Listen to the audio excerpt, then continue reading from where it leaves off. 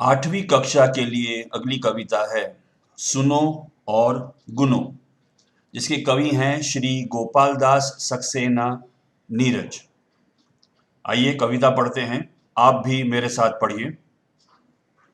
गो मैं हूं मझधार में आज बिना पतवार, लेकिन कितनों को किया मैंने सागर पार। एक कमजोर नाव। यहाँ कवि नाव के उदाहरण से एक इंसान की बात कर रहे हैं।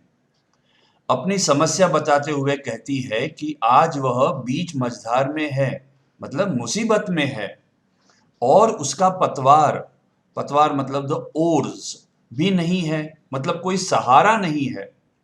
लेकिन उसके जीवन में ऐसा समय था जब उसने कितनों को सागर पार कराया, मतलब लोगों की मदद की।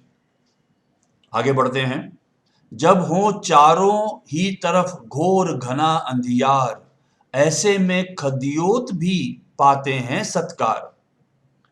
यहां कवि कहते हैं कि जब चारों ओर, मतलब चारों तरफ घना अंधियार हो या दुख हो या तकलीफें हो, तब ऐसे समय में खद्योत यानी जुगनू का प्रकाश भी महत्वपूर्ण हो जाता है।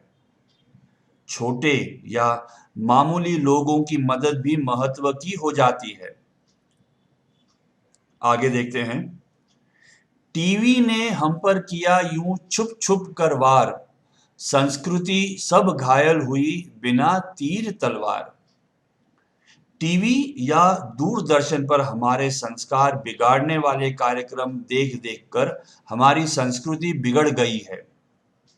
मतलब दूरदर्शन ने हमारे अच्छे गुणों पर बिना तीर या तलवार के वार किया है और हमें बिगाड़ा है। अगली पंक्तियां हैं। दूरभाष का देश में जब से हुआ प्रचार, तब से घर आते नहीं चिट्ठी पत्री तार।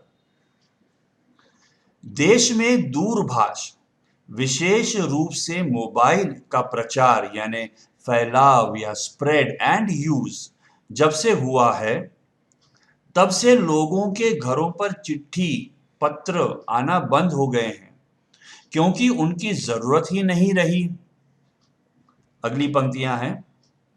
ज्ञानी हो फिर भी न कर दुर्जन संग निवास, सर्प सर्प है भले ही मणि हो उसके पास। कवि कहते हैं कि दुर्जन के संग निवास नहीं करना चाहिए, मतलब बुरे इंसान के साथ नहीं रहना चाहिए, भले वह कितना भी ज्ञानी क्यों न हो। क्योंकि सर्प यानी सांप के पास भले ही मणि यानी रत्न या प्रेशियस स्टोन हो, उसके पास जहर तो होता ही है। मतलब दुर्जन व्यक्ति भले ही ज्ञानी क्यों न हो, पर मौका मिलते ही वह आपके साथ दुष्टता करेगा। अगली पंक्तियां हैं। भक्तों में कोई नहीं बड़ा सूर से नाम, उसने आंखों के बिना देख लिए घनश्याम।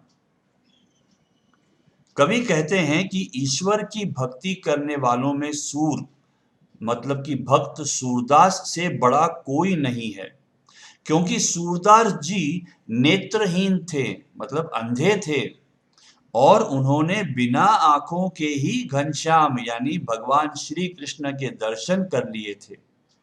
अगली पंक्तियां हैं। तोड़ो मसलो या कि तुम उस पर डालो धूल, बदले में लेकिन तुम्हें खुशबू ही दे फूल। कवि फूलों की प्रशंसा करते हुए कहते हैं कि आप फूल के साथ कैसा भी बर्ताव करें, उसे कोई फर्क नहीं पड़ता, बदले में वह आपको खुशबू ही देता है। उसी प्रकार एक अच्छे इंसान के साथ आप बुरा व्यवहार करेंगे तो भी वह आपका हमेशा भला ही करेगा। अगली पंक्तियां हैं। पूजा के सम पूज्य है जो भी हो व्यवसाय, उसमें ऐसे रमो जो जल में दूध समाए। कवि कहते हैं कि आप कोई भी काम, नौकरी या व्यवसाय मतलब कि ऑक्यूपेशन करते हैं, उसे पूजा समझकर करें, उसमें अपना पूरा मन लगाकर ईमानदारी से करें। आगे की पंक्तियां पढ़िए। हम कितना जीवित रहें इसका नहीं महत्व, हम कैसे जीवित रहे यही तत्व अमरत्व। मनुष्य ज्यादा से ज्यादा जीवित रहना चाहता है, लेकिन कवि कहते हैं कि मनुष्य कितने दिनों तक जीवित है यह महत्वपूर्ण नहीं। यह महत्वपूर्ण है कि वह अच्छे ढंग से जीवित रहता है, वह अपने जीवन में अच्छे काम करता है। आगे की पंक्तियां पढ़िए। जीने को हमको मिले यद्यपि दिन दो चार, जिए मगर हम इस तरह हर दिन बने हजार। कवि कहते हैं कि भले ही हमारा जीवन 2-4 दिनों का हो, मगर हम उसे अच्छी तरह से खुश होकर जिएं, दूसरों की भलाई करें ताकि मरने के बाद भी लोग हमें याद रखें और उनकी यादों में हम अमर हो जाएं। अगली पंक्तियां हैं, मेरे साथ आप भी पढ़िए। अहंकार और प्रेम का कभी ना निभता साथ, जैसे संग रहते नहीं संध्या और प्रभात। इंसान ने घमंड यानी अहंकार या प्राइड नहीं करना चाहिए, क्योंकि जहां अहंकार होगा वहां प्यार नहीं होगा। कवि कहते हैं कि इन दोनों की दूरी उतनी ही है जितनी प्रभात यानी सुबह और संध्या यानी शाम के बीच में है। अगली पंक्तियां हैं। मात्र वंदना में नहीं फूल चढ़े दो चार, उसके चरणों में सदा चढ़ते शीश अपार।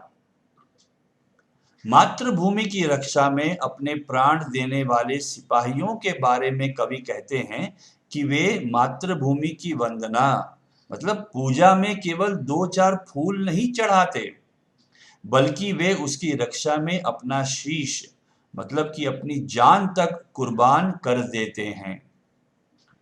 कविता की आखिरी 2 पंक्तियां हैं, ध्यान दीजिए।